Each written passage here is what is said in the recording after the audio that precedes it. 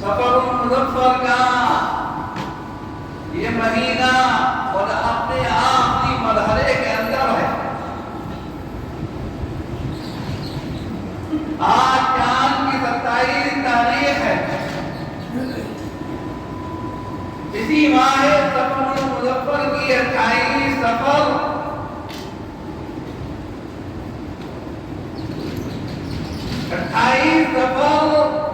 تاریخ وفات ہے حضرت سیدنا امام ربانی مجدد ارتقانی شیخ احمد فاروقی سرہندی رحمۃ اللہ علیہ.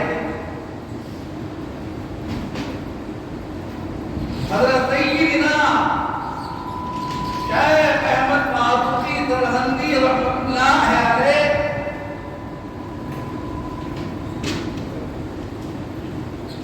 آپ کی تاریخ ولادت 14 شوال ہے. تاریخ وفات 28 صفر ہے. اسلام کے اندر آپ کی بڑی خدمات ہیں.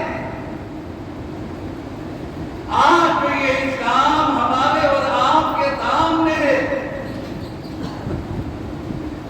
جو شکل و صورت ہمارے اور آپ کے سامنے ہے، اگر حضرت مجدد ارتقانی رحمۃ اللہ علیہ وقت کے بڑے حاکم کے سامنے، بادشاہ کے سامنے اس سے مقابلہ نہ کرتے تو آج اس اسلام کی شکل یہ نہ ہوتی جو آج ہمارے اور آپ کے سامنے ہے.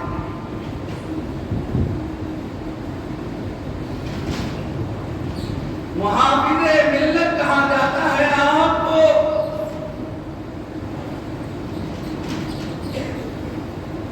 حضرت امام ربانی مجدد ارتقانی رحمۃ اللہ علیہ 27 وقت سے آپ کا نظر پاک سیدنا حضرت عمر بن الخطاب رضی اللہ تعالیٰ عنہ سے جا ملتا ہے. اور اس لیے آپ فرماتے ہیں کہ میرے اندر خون فاروقی جوش مار رہا ہے. شریعت مطہرہ کے اندر کوئی ادنا سی بھی گستاخی کرتا ہے تو مجھ سے برداشت نہیں ہوتا، میرا خون جوش مارنے لگتا ہے.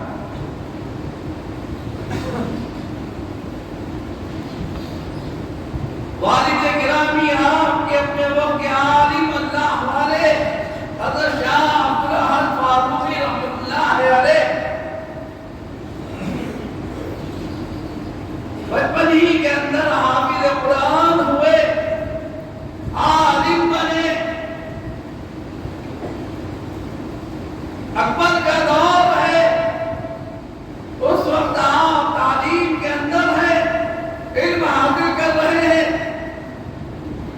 اکبر کے دور کے اندر بہت ساری برائیاں عام ہو چکی تھی. سجدہ تعظیمی جو سوائے اللہ رب العزت کے کسی کو جائز نہیں ہے، مگر اکبر اپنے آگے سجدہ کراتا تھا اور اسے جائز قرار دیا تھا. گائے کے گوشت کو حرام قرار دیا گیا تھا. شراب نوشی عام تھی. نئی نئی بدعت اسلام کے اندر داخل کر دی گئی تھی اور ان کا بڑا چرچا تھا. جو دین کی چیزیں تھی انہیں پس پل ڈال دیا گیا تھا اور ان کا ذکر بھی نہیں ہوتا تھا.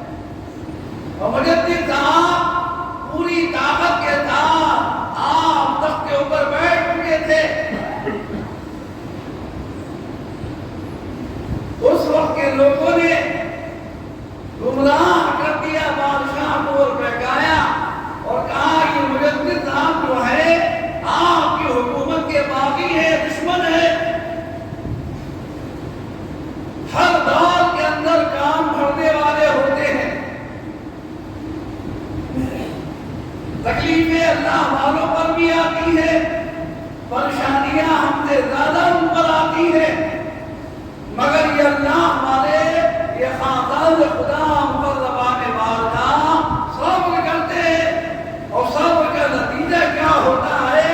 اللہ رب العزت کہتا ہے انعام عطا فرماتا ہے۔ آج تو صبر ہمارے اندر جو ختم ہو گیا اور ہم یہ چاہتے ہیں کہ بس ابھی کے ابھی فوراً بدلہ لے لے یا کسی نے بدلہ دلوا دے۔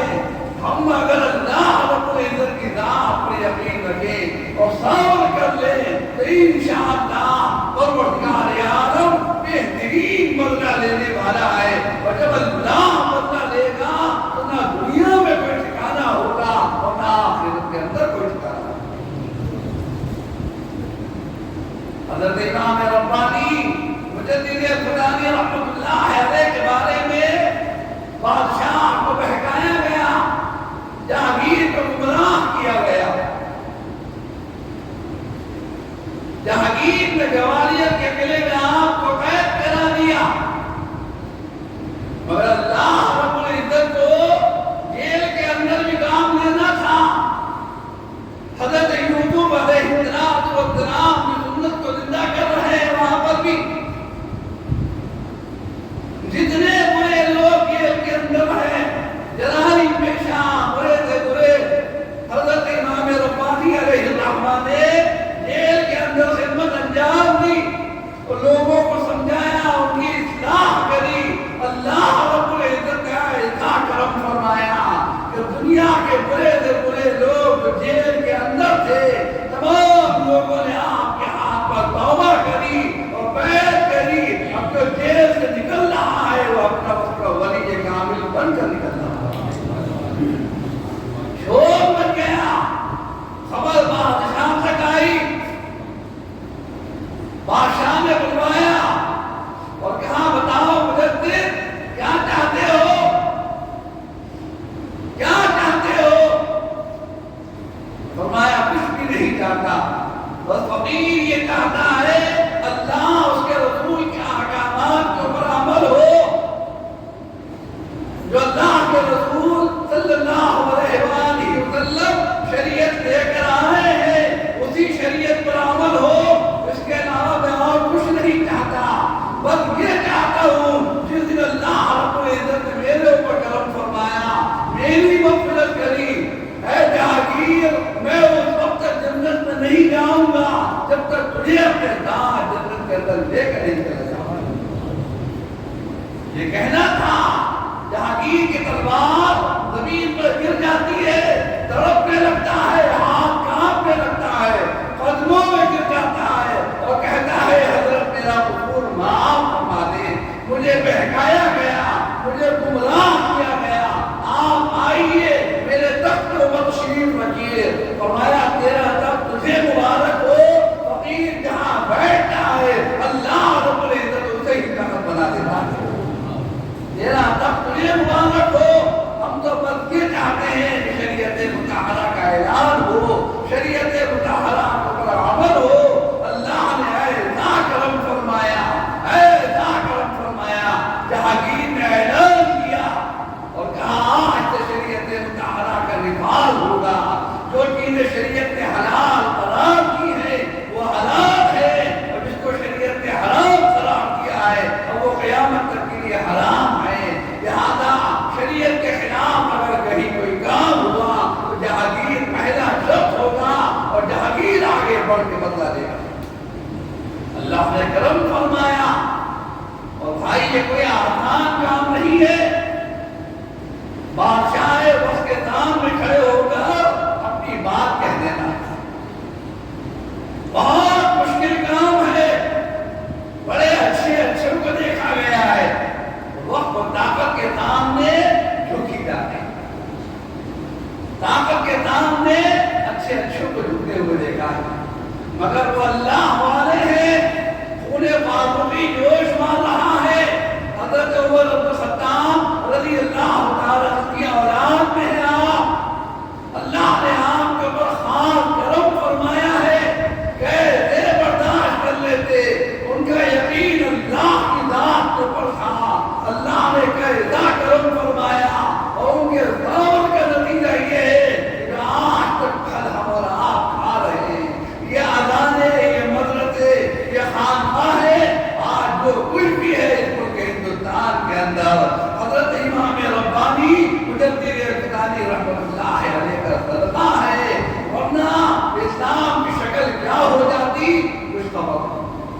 کچھ خبر نہیں، یہ ان کا احسان عظیم۔ اور جہانگیر جب آپ کے خانقاہ میں جایا کرتا تھا تو لنگر خانے کے اندر بیٹھ کر وہی دال روٹی کھاتا تھا اور کہتا تھا اس دال روٹی کے اندر جو مزہ ہے بادشاہ کے محل کے اندر وہ مزہ نہیں ہے۔ وہ دال روٹی کھاتا تھا، روتا ہوتا تھا اور کہتا تھا میرے پاس کوئی عمل نہیں ہے، کوئی نیکی نہیں ہے کہ اللہ میری مغفرت فرما دے۔ ایک چیز میرے پاس ہے اور مجھے امید ہے کہ اللہ رب العزت میرے پر کرم فرمائے گا۔ وہ حضرت امام ربانی مجدد اقتدانی رحمۃ اللہ علیہ نے فرمایا تھا کہ اللہ نے اگر میرے اوپر کرم فرمایا تو اس وقت تک جنت میں نہیں جاؤں گا جب تک جہانگیر میرے ساتھ نہیں ہوگا۔ بس میرے پاس ایک یہی چیز ہے، یہی مجدد صاحب کا واسطہ ہے، اس کے بعد اس کے علاوہ میرے پاس کوئی عمل نہیں۔ اور حضرت امام ربانی مجدد اقتدانی رحمۃ اللہ علیہ سے اللہ نے کیا فرمایا ہے؟ کیا فرمایا؟ فرمایا شیخ احمد تمہارے اوپر اللہ رب العزت کا یہ کرم ہے، اللہ رب العزت میں یہ خوشخبری سنا رہا ہے، جو تمہارا ماننے والا ہے، جو تم سے محبت کرنے والا ہے، واسطہ یا بالواسطہ ہم نے ان سب کی مغفرت فرمائی۔ کہ حضرت امام ربانی مجدد اقتدانی رحمۃ اللہ علیہ پر اللہ رب العزت کا خاص وہی سلسلہ قادریہ، وہی سلسلہ مجددیہ کا خاص فیضان ہمارے شہر رامپور کے اندر سیدنا حضور حافظ شاہ جمال اللہ صاحب اور ان کے ذریعے سیدنا فیض بخش شاہ درگاہی محبوب الہی رحمۃ اللہ علیہ لے کر آئے اور آپ کے ذریعے پورا شہر، پورا ضلع اور نہ جانے کہاں کہاں ملک اور غیر ملک نہ جانے کہاں کہاں یہ فیضان پہنچ چکا ہے اور پہنچ رہا ہے۔